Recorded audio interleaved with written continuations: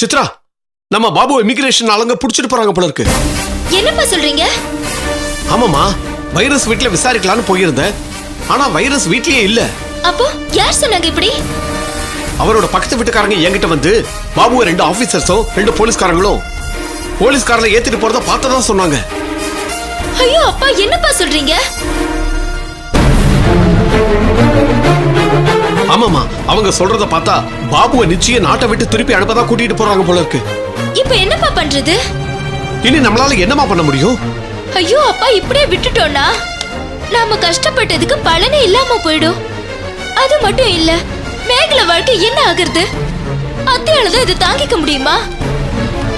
அவன் தலைவிதி அப்படி. இதுக்கு மேல நீங்க என்ன பண்ணி கிழிச்சிட போறீங்க?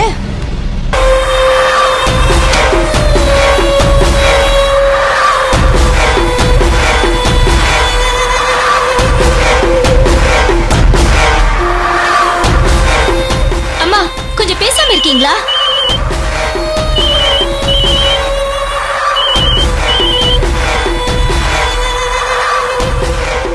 சித்ரா, வைரஸ் வீட்ல என்ன கான்டாக்ட் பண்ணும்படி லெட்டர் எழுதி வச்சுட்டு தான் வந்தேன். அவரா தான் இருக்கும். ஆன்சர் பண்ணுமா?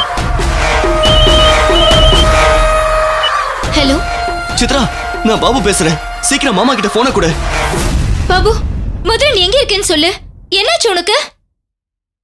ஐயோ சித்ரா, என்னால ரொம்ப நேரம் பேச முடியாது. என்ன இமிகிரேஷன்ல வச்சிருக்காங்க. சீக்கிரம் மாமா கிட்ட கொடு. அப்பா, சீக்கிரம் வாங்க. பாபு உங்க கூட பேசணுமா? ஹலோ பாபு, என்ன ஆச்சு? எங்கடா இருக்க? மாமா, என்ன இமிகிரேஷன் காரங்க பிடிச்சிட்டாங்க. ஒரே ஒரு கால் மட்டும் தான் அலோவ் பண்ணிருக்காங்க. என்ன நாளைக்குள்ள ஊருக்கு அனுப்பிட போறாங்க. எனக்கு ஹெல்ப் பண்ணுங்க ப்ளீஸ்.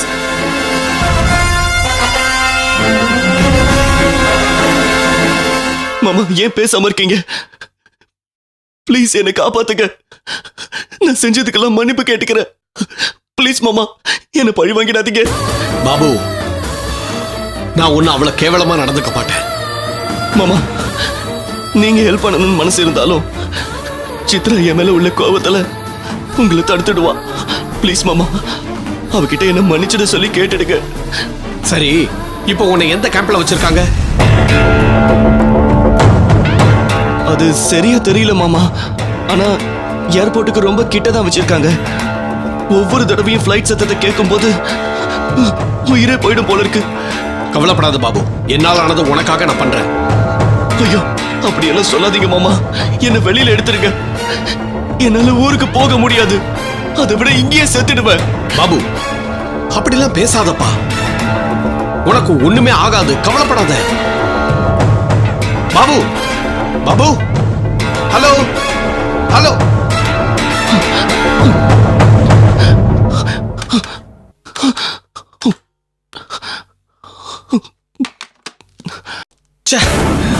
கட் ஆயிடுச்சு.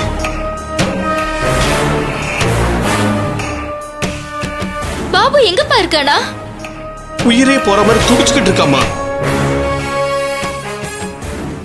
அவன் சும்மா பூச்சாண்டி காட்டுறான். சித்ரா, நம்ம கிட்ட பைய செமித்தியா மாட்டிக்கிட்டான். இப்ப இவனை வெளியில எடுத்தோம்னா அவ்வளவுதான். ஒரே அடியா போய் தொலையிட்டோம். விஜயா, வாய மூடு. சித்ரா, அவனை நாளைக்கே ஃப்ளைட் ஏத்தி அனுப்பிட போறாங்களாம். இப்ப என்ன பண்றது? அப்பா, பதட்டப்படாதீங்கப்பா. எப்படிமா? சாலிசிட்டர் வேற கைய விரிச்சிட்டாரு. அப்பா, என் ஃப்ரெண்ட் ஒரு தடவை பேசிக்கிட்டு இருந்தா. அவ ஃபேமிலில ஒரு பேரிஸ்டர் இருக்காருன்னு, அவரு இப்படியான கேஸ்ல ரொம்ப அனுபவசாலின்னு, ஃப்ளைட்ல ஏத்துனவங்களே இறக்கி அஸ்லம் கொடுக்க வச்சிருக்காருன்னு சொன்னா. என்கிட்ட அவர் ஃபோன் நம்பர் கூட இருக்கு. நான் முதல்ல அவர்கிட்ட போன்ல பேசி பாக்குறேன். சீக்கிரமா பேசு சித்ரா. எனக்கு கையும் ஓடல, காலும் ஓடல. என்ன பண்றதுன்னே தெரியல. சித்ரா, உனக்கு இது வேண்டாம். அம்மா பேச்ச கேளு. அவன் போனது போனதாவே இருக்கட்டும். கொஞ்சம் யோசிச்சு பாரு. அவன் எம்மேலேயே கை வைக்க வந்த காட்சிய. அம்மா, என் பொறுமையை சோதிக்காதீங்க ப்ளீஸ். பாபு நம்ம காப்பாத்தி ஆகணும்.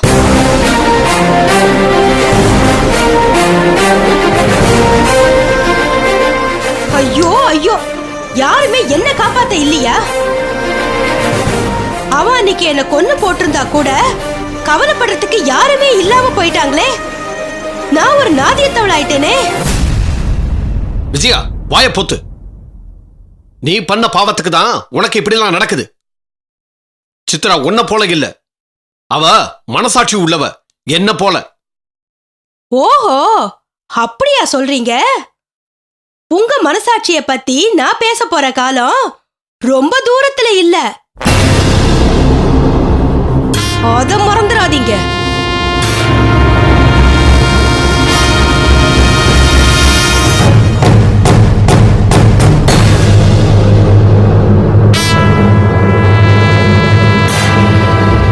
அப்பா, அவர் ஆபீஸ்ல இல்ல போல இருக்கு. நான் என் ஃப்ரெண்டு வீட்டுக்கு போய் அவர் வீட்லயாவது சந்திச்சு பேசிட்டு வரேன். சரிம்மா. நீங்க அம்மாவை அது வரைக்கும் கவனிச்சுக்கங்க.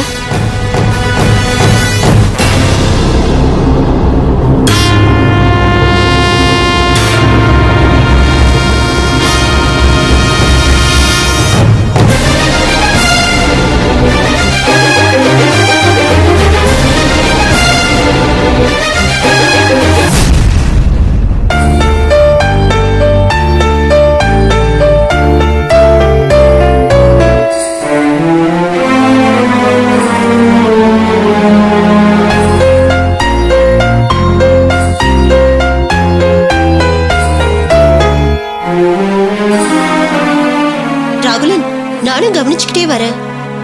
1-2 நாளா உங்க முகத்துல ரொம்ப கவலை தெரியுது. அப்படிலாம் ஒண்ணும் இல்ல. இன்னைக்கு ஆபீஸ்ல இருந்து வேற ரொம்ப ஏர்லியா வந்துட்டீங்க.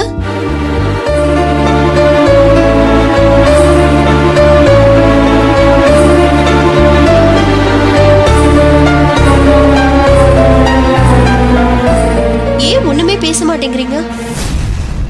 ஒண்ணும் இல்ல, போலீஸ் ஸ்டேஷன் வரைக்கும் போக வேண்டியிருந்தது. ஐயோ கடவுளே, தனுஷ்குட்டியை பத்தி ஏதாவது தகவல் கிடைச்சதாங்க? அப்படிலாம் ஒண்ணும் இல்ல. ஆனா தனுஷ்குட்டியை யாரு கடத்தி வச்சிருப்பாங்கன்னு என் சந்தேகத்தை சொல்ல வேண்டியதா இருந்துச்சு. யாருங்க அது? அந்த மகேஷ் தானே? சரியா தெரியல, ஆனா அவனுக்கும் நிச்சயம் சம்பந்தம் இருக்கு. அப்போ யாரு மேலங்க உங்களுக்கு சந்தேகம்னு சொன்னீங்க? வேறு யாரும் இல்ல, விடிஎம் மேலதான். ஐயோ, என்ன சொல்றீங்க? ஆமா, விடிஎம்க்கு என்ன பத்தின எல்லா விஷயமும் தெரிஞ்சிருச்சு. பாத்தீங்களா, எத்தனை தடவை உங்களுக்கு படிச்சு சொன்னேன் இதெல்லாம் உங்களுக்கு வேண்டான்னு. விடிஎம்க்கு இப்ப நான் நல்லது தானே பண்ண நினைக்கிறேன். ஆனா அந்த ஆள் என்ன மன்னிக்கல.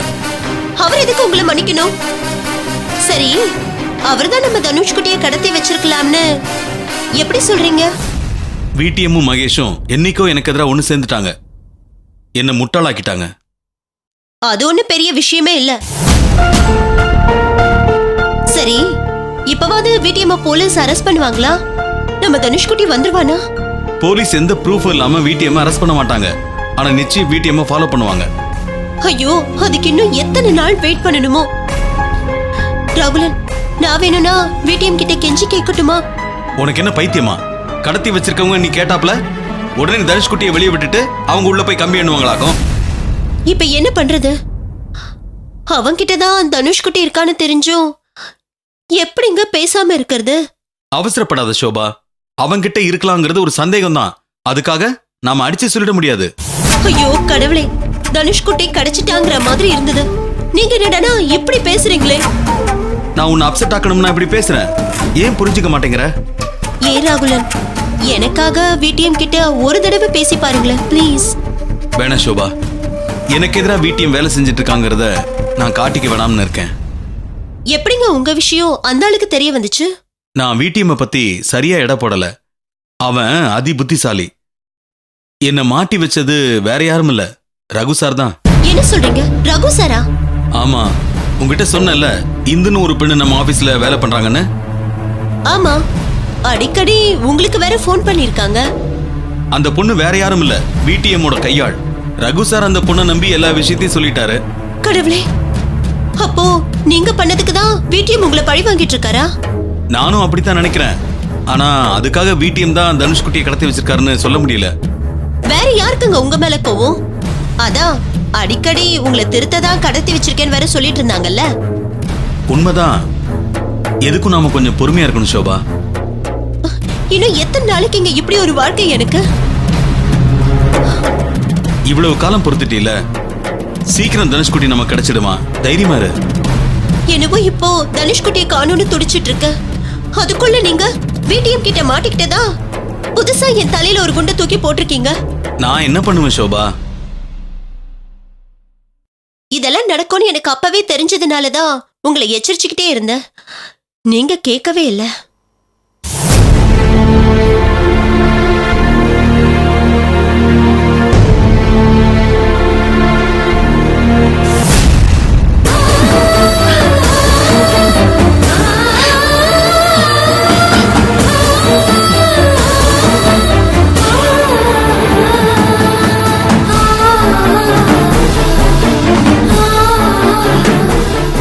பாபு,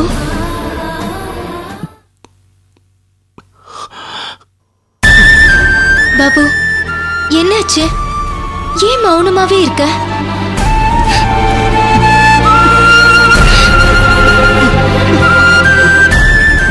பாபு, கவலைப்படாத. உன்னை நாட்டுக்கு திருப்பி அனுப்ப விடவே மாட்டோம்.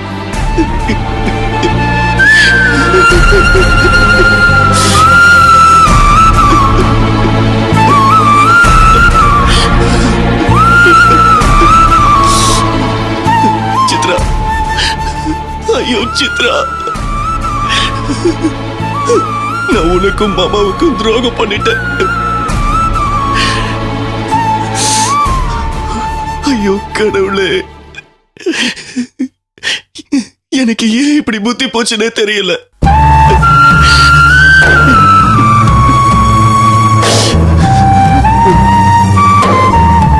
அழாத பாபு.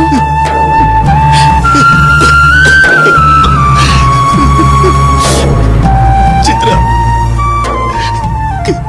கடவுள் எனக்கு சரியான தண்டனையை தந்துட்டாரு. கடவுளே, ஐயோ கடவுளே, நான் பண்ண பாவத்துக்கு எனக்கு இது போதாது. பாபு, உனக்கு ஒண்ணுமே நடக்காது. நீ கவலைப்படாத. சித்ரா, என்ன மன்னிச்சிடு. மாமா கிட்ட நான் மன்னிப்பு கேட்டதா சொல்லிடு. நிச்சயம் சொல்றேன் பாபு. முதல்ல நீ தைரியமா இரு. நீ தைரியமா இருந்தா நிச்சயம் வெளியே வரலாம். எல்லாம் நல்லபடியா நடக்கும். சித்ரா, என்ன காப்பாத்து. நான் வெளியே வந்து புது மனுஷனா வாழ்ந்து காட்டணும். எனக்கு ஒரே ஒரு சான்ஸ் தந்துடு ப்ளீஸ். பாபு, இதெல்லாம் என் கையில இல்ல. ஆனா வெளியே பேரிஸ்டர் பேசிக்கிட்டு இருக்காரு. நிச்சயம் ஏதாவது பண்ணி உன்னை வெளியே எடுத்துடுவாரு. பயப்படாத. சித்ரா, அம்மா எப்படி இருக்காங்க? அத்தைக்கு ஒரு விஷயமும் தெரியாது பாபு. தெரிஞ்சதுன்னா ரொம்ப கவலைப்படுவாங்க. சித்ரா, என்ன நாட்டுக்கு திருப்பி அனுப்பிட்டாங்கன்னா என்னால அம்மாவை கூட பார்க்க முடியாம போயிடும். அது ரொம்ப கவலையா இருக்கு. பாபு, நாங்க இருக்கோம் உனக்கு. சரி, நேரமாகுது. நான் புறப்படுறேன்.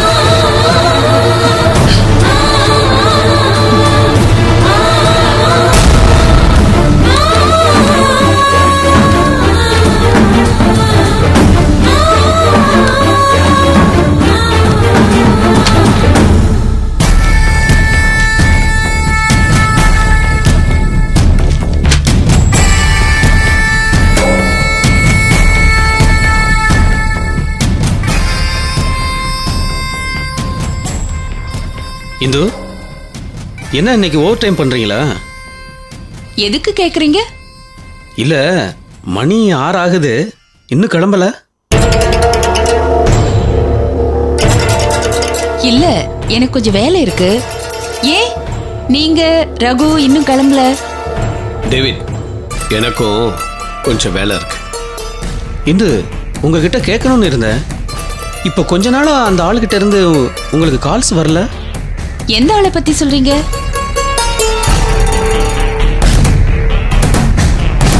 அதான் உங்க ஹஸ்பண்டோட பிரதர் உங்களை அடிக்கடி மிரட்டிட்டே இருந்தாரு.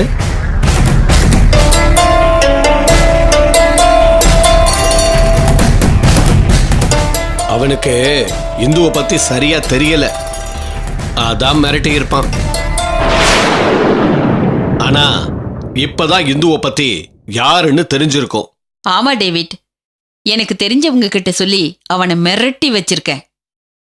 பாத்தீங்களா டேவிட், இந்து இப்போ பூலான் தேவி லெவலுக்கு வந்துட்டாங்க. ரகு, சும்மா கிண்டல் பண்ணாதீங்க. சரி, எனக்கு நேரமாகுது, நான் புறப்படுறேன்.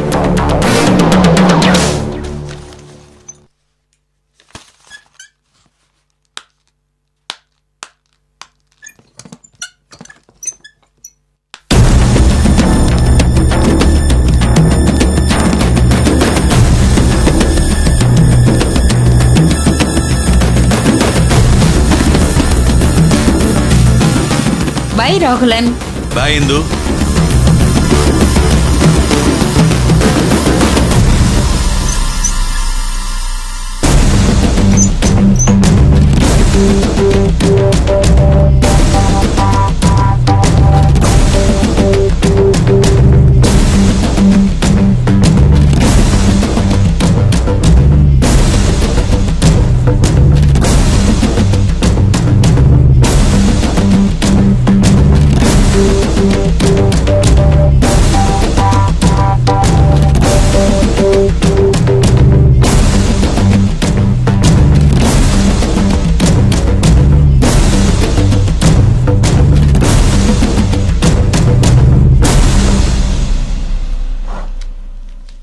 நீங்க இன்னும் புறப்படலையா டேவிட்?